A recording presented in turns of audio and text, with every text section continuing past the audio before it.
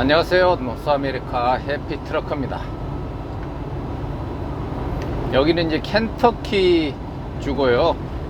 켄터키 주에서 이제 신시내티라고 거기 이제 가기 한 100km 정방입니다.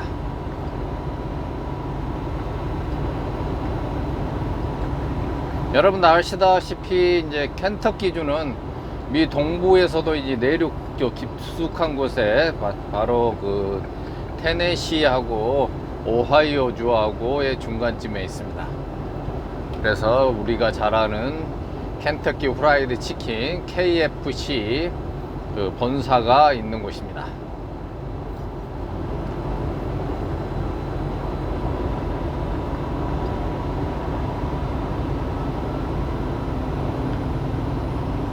지금 날씨는 35도입니다. 여긴 켄터키 주는 지금 35도고요. 요즘에 미국 동부의 날씨들은 전부 32도, 33도, 이쪽 동부 내륙은 전부 지금 30도가 이상 됩니다. 미국의 여름 날씨가 보통 이렇습니다. 오늘을 지금 이제 7월 초인데 지금 이번 그 여름은 동부가 더 더운 것 같아요. 지금 밴쿠버 쪽은 서부 쪽은 의외로 더 시원합니다. 지금 무슨 아주 기상이변이 지금 일어나고 있는데, 원래 이제 동부 쪽은 좀 여름에 덥긴 덥습니다만은 좀 더 빨리 찾아온 것 같아요.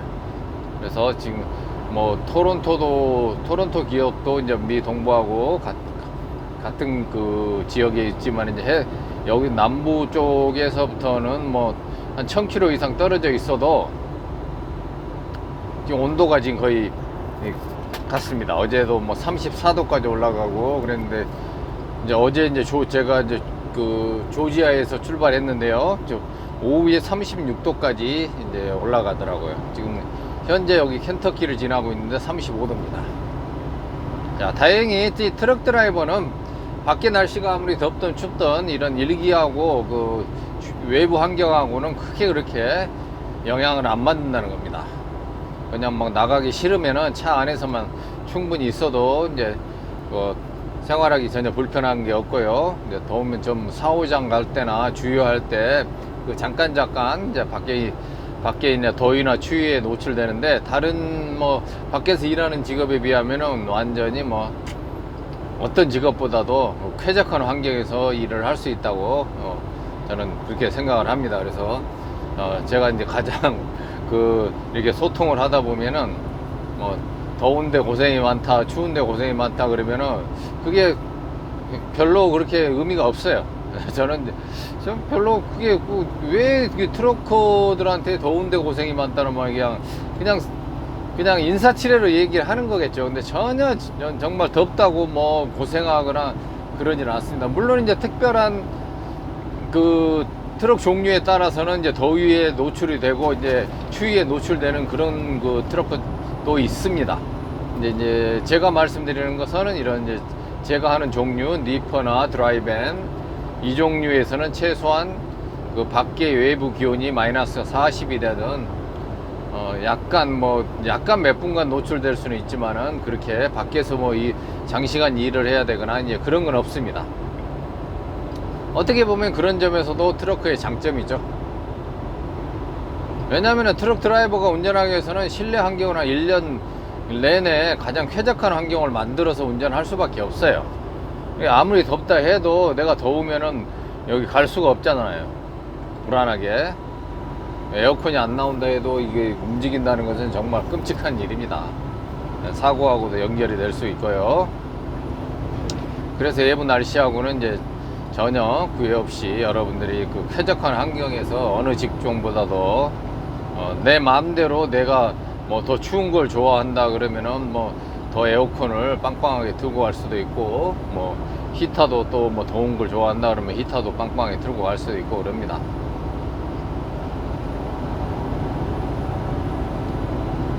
그 전에 이제 팀 드라이버를 처음에 이제 그 뭐랄까 지금 웨이스테이션에 나타났는데요. 여기 웨이스테이션인데 이제 오늘 크루즈가 되어 있습니다. 오늘 토요일이고 그래서 크루즈가 되어 있네요. 처음에 이제 제가 이제 트럭 막 시작했을 때 팀 드라이버를 하는데, 같이 그 여름에 같이 가면은 저는 추워서 아주 긴 옷 입고 다녔습니다. 왜냐하면 상대 그 드라이버가 에어컨을 무지하게 빵빵히 틀고 다니는 거예요. 그러니까 도저히 추워서 같이 갈 수가 없어요. 그래서 아예 긴 옷을 준비를 해가지고 입고 다니거나 이제 그랬는데, 이렇게 자기의 이제 취향에 따라서 자기 몸의 컨디션에 따라서 이제 그렇게 조절하고 다닐 수 있으니까, 이제 싱글로 하시는 분들은 이제 그런 장점이 충분하죠. 다른 직업에 비해서.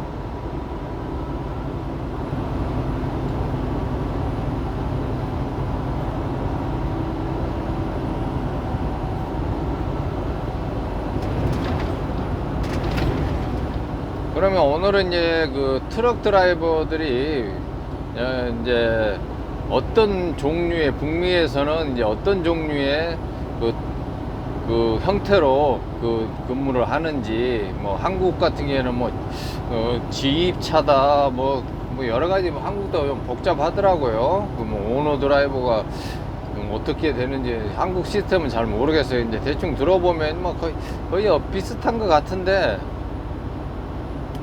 이제 캐나다 같은 경우는 이제 컴퍼니 드라이버라 그러기도 하고, 컴퍼니 드라이버가 있고요. 그냥 전적으로 이제 회사의 모든 조건을 이제 회사의 그 근로기준, 여기 노동법을 적용을 받으면서 일하는 것을 이제 컴퍼니 드라이버라 그래요. 그리고 이제 또 오너 드라이버라 그러면은 자기가 차를 사가지고 자기 책임하에 차를 관리를 하면서 일하는 게 이제 오너 드라이버예요. 그래서 이제 아무래도 이제 만약에 컴퍼니 드라이버의 페이가 만약에 50센트다 그러면은 그 오너 드라이버한테 주는 페이는 뭐 1불 뭐 20센트 뭐 이렇게, 뭐 1불 50센트 이런 식으로 월등하게 높습니다. 왜냐하면은 차량에 대한 감가상각이랄지 차량 유지비, 이제 그런 할부금이나 이런 것을 자기가 다 부담해야 되니까, 회사에서는 이제 자기들이 직접 차를 안 사고 이제 그 차에 들어가는 유지나 이런 것들을 다 계산해 가지고 모든 걸 다 지급하는 거죠. 그래서 이제 오너 드라이버가 이제 그렇게 돼 있고요. 이제 그 다음에 이제 토론토 같은 경우는 코퍼레이션 방식이라고 그래요. 코퍼레이션, 우리 말로 하면은 협력회사. 그러니까 간단하게 얘기하면은 코퍼레이션은 제가 지금 하고 있는 방식이 코퍼레이션이거든요. 그래서 이제 저는 그냥 제 명의로 사업자를 가지고 있어요. 사업자를 가지는데, 모든 수입에 대해서는 이제 그 회사에서 모든 걸 다 관리를 해요. 나머지는. 그리고 저한테 이제 거기에 따른 그 페이만 줍니다. 그러니까 뭐 차든 뭐든 전혀 저는 신경 쓸 필요 없어요. 회사 뭐 고장 나면 세워 놔버리면 되는 거고, 일을 하면은 돈을 받고, 일을 안 하면은 이제 어차피 돈을 못 버는 거죠. 컴퍼니도 마찬가지입니다. 그래서 이제 그런 형태로 이제 가져갑니다. 그래서 이제 오너도 아니고 컴퍼니도 반 오너죠. 그러니까 사업자 명의만 제 앞으로 돼 있고, 이제 거기서 제가 세금 신고를 따로 하고, 이제 노동자는 아니에요. 그러니까 컴퍼니 드라이브하고 이제 코퍼레이션 방식하고 크게 큰 특징이 있다 그러면은, 드라이버가 노동자로 들어가지 않는다는 거예요. 그래서 코퍼레이션 방식은 노동법에 적용을 받지를 않아요. 그래서 뭐 휴일에 일을 하거나 그래도 거기에 대한 그 금액을 받지를 못합니다. 휴일 수당이나 그런 거. 그 다음에 뭐 버케이션 피라고 해가지고 그 임금의 4% 정도를 버케이션 피를 받는데, 그것도 이제 받을 수가 없어요. 왜냐면 내가 자영업자로 돼 있고, 여기서는 이제 스몰 비즈니스라 그러는데요. 스몰 비즈니스로 돼 있기 때문에 회사에서는 뭐 전혀 그런 걸 신경 쓸 필요 없죠. 그러니까 이제 그런 면에서 이제 회사도 괜찮고, 또 일하는 입장에서도 일반 컴퍼니보다는 좀 페이가 좀 이쪽이 좀 셉니다. 그래서 저는 이제 이걸 해보니까 이게 괜찮더라고요. 그래서 뭐 굳이 오너 드라이브를 해야 될 필요성을 못 느꼈어요. 내가 뭐 이제 오너 드라이버를 하다 보면은 내가 쉬거나 그럴 때 굉장히 그런 것들을 많이 따져봐야 되겠더라고요. 왜냐면은 뭐 어차피 할부로 차를 뭐 리스를 사든 뭐 할부로 사든 간에 그거 뭐 3년이면 3년은 계약해 가지고 발달이 돈을 내는데 한 달 만약에 내가 쉬고 싶은데 한 달 일 안 하면은 안 한다고 할부금을 안 내는 게 아니잖아요.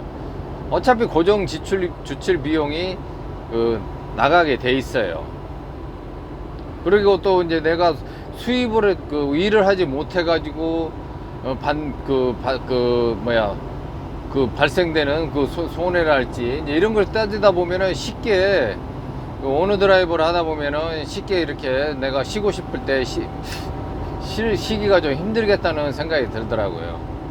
근데 아주 뭐 저는 뭐 제가 이 코퍼레이션을 하려고 했던 게 아니라 온타리오 주로 와 보니까 다 회사들이 다 이걸 해요. 그러니까 어쩔 수 없이 저는 선택의 여지가 없었어요. 그냥 했어요. 그냥 다른데 제가 그 전에 다녔던 회사보다 여기가 페이가 더 세고 그러니까 뭐 괜찮더라고요. 해보니까 뭐 임금이 뭐 페이가 더 그때 뭐 마일당 페이보다도 더 많고 실질적으로 일해보니까 소득이 훨씬 늘었어요. 이것 때문에 한 30% 이상이 소득이 느는 것 같더라고요. 그래서 그냥 저는 이걸로 만족하고 있습니다. 그래서 굳이 저는 이제 토론토에서는 오너 드라이버를 안 할 것 같아요. 의미가 없는 것 같아요. 나중에 뭐 어떻게 바뀔는지 모르겠지만 아직까지는 뭐 이 정도면은 저는 그냥 여기에 만족하고 싶어요. 그런데 이제 중부 지역에 이제 뭐 위니펙이나 뭐 알버타나 사스카추안 같은 데는 오너를 하지 않으면은 굉장히 차이가 많이 나요. 오너하고 컴퍼니 드라이버하고 차이가 많이 나더라고. 그래서 제가 이제 아는 지인께서 이제 오너 드라이버 한지 지금 이제 몇 달 됐는데요. 올해부터 오너 드라이버 이제 차를 사가지고 했어요. 이제 유니팩에서 하고 있는데 그 사람 말 같으면은 이제 이것저것 다 제하고도 그냥 만불 가져간다 그러더라고요. 컴퍼니 때보다 이제 더블은 되죠. 예, 그러니까 그 정도 되니까 뭐 괜찮다고 하더라고요. 뭐 그 정도면 되니까 그렇게 일을 뭐 그렇게 빡세게 안 하도 뭐 컴퍼니 때나 뭐 똑같이 뭐 하겠죠. 근데 그냥 그 정도면은 뭐 그 컴퍼니 하는 것보다는 훨씬 나으니까 다 공제하고 그 정도 되니까 뭐 괜찮은 거죠. 근데 이제 그 정도 이제 되는데 그거 신경 안 쓰고도 그 정도 된다면 어떤 걸 선택하시겠어요? 여러분들 같은 경우는 차량에 대한 걸 전혀 신경 안 쓰고 일하면서 소득이 같이 그 정도 된다면 컴퍼니 오너 드라이버를 할 이유가 없겠죠. 그래서 별 차이가 없는 것 같더라고요. 그래서 메리트가 없다고 저는 생각을 해요. 그래서 제 생각입니다. 그래서 오너 드라이버 하시는 분들은 그래 꾸준히 또 그걸 했기 때문에 또 그게 또 괜찮아요. 이제 제가 보니까 이제 다른 지역에서는 오너가 많고 여러분들이 토론토 지역에서 하신다면은 이 코퍼레이션 방식도 결코 나쁘지 않다는 겁니다. 물론 네, 토론토에서도 이제 오너 드라이버를 하면은 더 소득이 낮죠. 더 훨씬 높죠.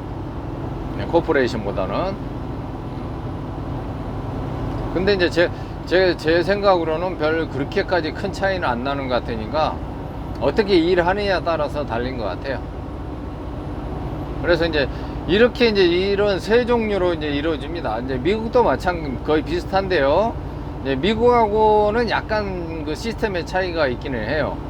캐나다는 대부분 이제 오너 드라이버들이 뭐 전적으로 회사에 소속돼 가지고 회사가 모든 것을 다 그 디스패치나 이런 것들을 다 결정해 줍니다.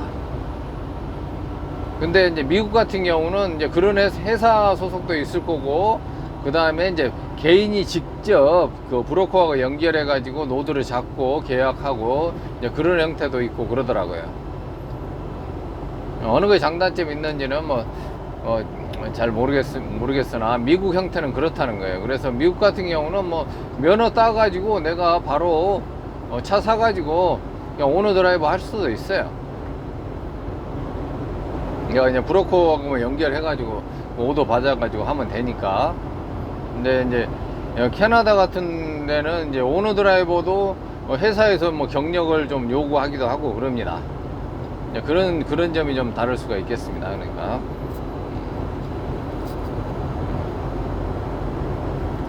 그리고 이제 페이는 무조건 이제 트럭 드라이버는 마일당 페이를 줍니다. 그러니까 이제 캐나다는 어차피 킬로미터를 쓰는데 이제 미국은 마일을 써요. 그래서 이제 뭐 캐나다 내에서 다녀도 그걸로 마일로 계산해 가지고 줍니다. 그러니까 서로 뭐 상반되게 뭐 이렇게 캐나다 오면 킬로미터로 하고 뭐 미국은 마일로 하는 게 아니라 그냥 전체적인 다 마일로 해 가지고 그걸 마일리지라 그러는데요. 그 마일당 얼마냐 이렇게 다 정해집니다. 그러니까 내가 그 1.6km 1.6km가 1마일이니까요. 근데 대부분 이제 캐나다 트러커들은 이제 미국하고 많이 왔다 갔다 하기 때문에 이제 그렇게 또 정했는지도 모르겠습니다만은 하여튼 마일당 해서 이제 마일당 몇 센트 이렇게 갑니다. 그냥 회사마다 약간 틀리고요. 지역에 따라서도 좀 틀립니다. 왜냐하면 만약에 뭐 중부의 어느 지역이 뭐 캘거리다 그러면 캘거리에서 책정된 어떤 마일당 페이들이 분명히 있어요. 그 지역은 최소 얼마에서부터 시작한다는 게 있습니다. 그 지역의 특성에 맞게요. 그러면 이제 뭐 토론토 지역 같은 경우는 또 이제 코퍼레이션 방식이기 때문에 그 마일당 페이가 또 완전히 틀려요. 그래서 얼마부터 해서 얼마까지 이렇게 했는데 그걸 자세하게 제가 얼마다고 얘기를 할 수가 없어요. 만약에 뭐 70부터 시작이다 그러면 70부터 얼마까지 딱 그렇게 하기 때문에 그 회사의 룰에 따라서 이제 다릅니다. 그래서 이제 캐나다에서 이제 트럭 드라이버 이제 북미에서는 이제 여러분들이 자꾸 얘기를 하는데 뭐 연봉이 얼마냐 이런 식으로 많이 물어봐요. 근데 저는 뭐 그걸 어떻게 굳이 얘기를 할 수가 없겠더라고요. 연봉이 얼마라고 해가지고 그거 뭐 연봉에 따라서 할 겁니까?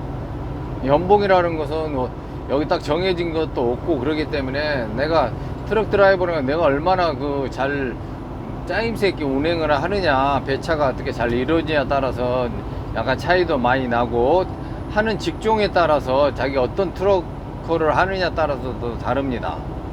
그러니까 이제 한 가지 분명한 것은 미국이든 캐나다든 트럭 잡이다 그러면은 트럭 드라이버다 그러면은 어디 가서 여러분들이 얘기를 할 때 그 사람들이 수입이 뭐 얼마 안 되네 그런 얘기는 안 된다는 겁니다.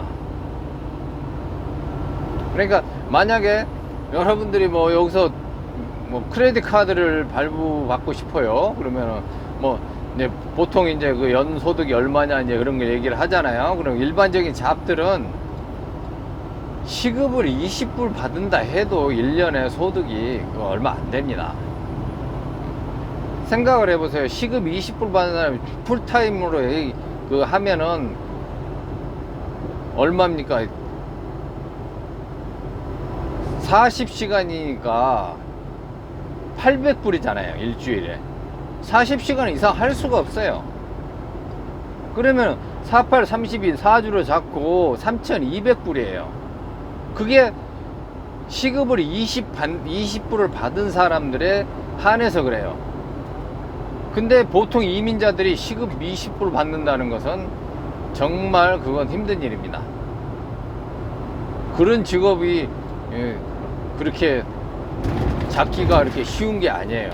여러분들이 한국에서 어느 정도의 무엇을 하셨던 간에 와서 그거에 맞춰서 여러분들 20불짜리 찾는다면은 찾기 힘들 겁니다. 그 정도로 여기서 시급 20불이라는 것은 상당히 높은 페이에 속합니다. 그러니까 보통 학교 교사 그 정도로 해도 20불 정도밖에 안 됩니다. 4년제 나오고 뭐 해도 거기서 이제 경력에 따라서 약간 차이가 있겠지만은 학교 공무원들 정도 된다 그러면은 그냥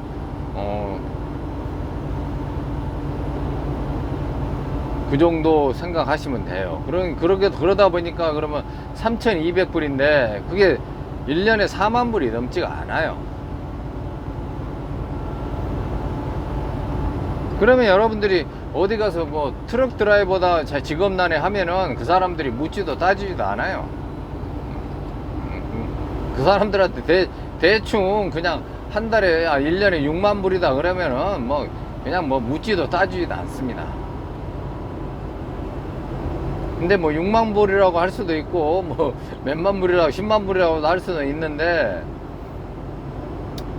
이제 뭐 처음에 시작할 때는 약간 이제 좀 뭐 소득이 좀 더 들쑥날쑥 할 수도 있어요. 그래도 어느 정도 다른 직업보다도 훨씬 많다는 겁니다. 시급 20불 받는 직업보다는 아무리 못해도 저는 낫다고 생각을 해요. 제가 그 길을 걸어와 봤습니다. 그래서 말씀드리는 거예요. 그래서 여러분들이 뭐 이걸 뭐 가면은 뭐 평균 소득이 얼마가 되겠다, 에버리지가 얼마 되겠다 이걸 따지지 마시고 미국이나 캐나다에서 트럭 드라이버라는 그 직책에 대한 그 소득은 그냥 사회가 인정할 정도로 일반 소득보다 훨씬 높다는 것을 아시고 시작하시면 돼요. 그걸 따져가지고 여러분들이 얼마가 되니 어쩌니 자꾸 묻지 말라고요, 저한테. 와서 해보시면 되고, 돈 쫓아가시다 보면은 자꾸 돈 하면서 만족 못하니까 여러분들이 다른 직업에 비해서 이 트럭커는 그냥 즐기다 보면 돈은 들어오게 돼 있고, 돈은 그냥 쓸 시간이 없어도 돈을 벌게 될 수도 있고 그래요. 그 점만 생각하시면 될 것 같습니다. 그러니까 너무 뭐 지금 뭐 트럭 드라이버 수입이 어떻게 해서 그걸 따져가지고 여러분들이 얼마를 못 보니까 못하겠다 그러면 안 하시면 돼요.